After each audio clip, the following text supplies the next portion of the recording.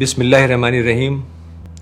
عید الاضحیٰ اور قربانی کی اسپرٹ کو سمجھنے کے لیے ہمیں حضرت ابراہیم علیہ السلام کی زندگی کو سمجھنا ہوگا۔ حضرت ابراہیم علیہ السلام ار کے مقام پہ پیدا ہوئے۔ ار اب عراق میں ہے، پہلے وہ میسوپوٹیمیا کا حصہ تھا۔ تو اس وقت ار میں جو لوگ تھے وہ مشرک تھے، یعنی وہ زمین اور آسمان، چاند اور ستارے، سورج کی پرستش کرتے تھے۔ حضرت ابراہیم علیہ السلام نے ان لوگوں کو بتایا کہ تم زمین اور آسمان اور چاند اور ستارے کی عبادت مت کرو، تم ان چیزوں کے خالق کی عبادت کرو، جو کریٹر ہے اس کی عبادت کرو، جو سسٹینر ہے، جو گیور ہے، جس نے ہمیں زندگی دی ہے، جو ہمیں موت دے گا، اس کی عبادت کرو۔ لیکن وہاں کے لوگوں کو حضرت ابراہیم کی بات سمجھ میں نہیں آئی، تو حضرت ابراہیم نے ایک بہت ہی بڑا گلوبل دعوتی پلان بنایا۔ تو وہ ار سے نکلے اور بیبیلون گئے۔ بیبیلون اس وقت میسوپوٹیمیا کی راجدھانی تھی، اور وہ جو دو بہت ہی مشہور دریائیں ہیں، ٹگرس اور یوفریٹس، دجلہ اور فرات، ان کے بیچ کا علاقہ تھا۔ تو حضرت ابراہیم علیہ السلام بیبیلون گئے، وہاں بھی انہوں نے لوگوں کو خدا کے بارے میں بتایا، اور کچھ دن وہاں رکے، اور پھر ہاران گئے۔ ہاران اب ٹرکی میں ہے، وہاں بھی انہوں نے حضرت ابراہیم نے دعوت دی، لوگوں کو خدا کے بارے میں بتایا۔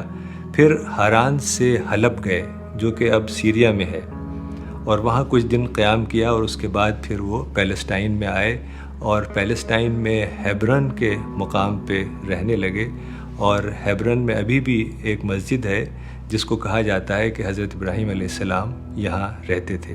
پھر وہاں سے حضرت ابراہیم علیہ السلام نے ایجپٹ کا سفر کیا، اور پھر اس کے بعد اللہ تعالیٰ نے ابراہیم علیہ السلام کو یہ حکم دیا کہ تم مکہ جاؤ اور وہاں کعبہ کی تعمیر کرو۔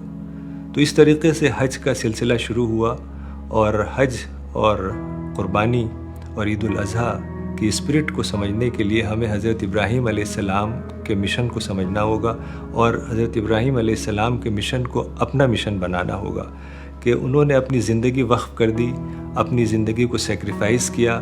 اور اصل قربانی کی اسپرٹ یہی ہے کہ ہم اپنے کو سیکریفائس کریں، اپنے ٹائم، اپنی انرجی، اپنے وقت، اپنے ریسورسز، اپنے پیسے کو اس راہ میں خرچ کریں کہ اللہ تعالیٰ کا جو پیغام ہے سارے انسانوں تک پہنچائیں۔ یعنی سارے انسانوں تک ہمیں خدا کا پیغام پہنچانا ہے، یعنی قرآن کو ان کی اپنی لینگویج میں پہنچانا ہے، تبھی قربانی کی اصل اسپرٹ آپ کے اندر پیدا ہوگی۔ اور حضرت ابراہیم علیہ السلام کی دعا جو قرآن میں آئی ہے وہ بھی اسی بات کی طرف اشارہ کرتی ہے، ان صلاتی و نسکی و محیای و مماتی للہ رب العالمین، کہ میری نماز، میری قربانی، میرا جینا اور میرا مرنا سب اللہ کے لیے ہے۔ تو اس طریقے سے ہم اگر حضرت ابراہیم علیہ السلام کی زندگی کو سمجھیں، اور حضرت ابراہیم علیہ السلام کی زندگی کے جو پہلو ہیں اس کو اپنے اندر ڈھالیں، ان کے مشن کو سمجھیں، اور اپنے اندر وہ مشن کی اسپرٹ پیدا کریں، تبھی قربانی اور عید الاضحیٰ کی سچی اسپرٹ ہمارے اندر پیدا ہوگی۔ وآخر دعوانا ان الحمد للہ رب العالمین۔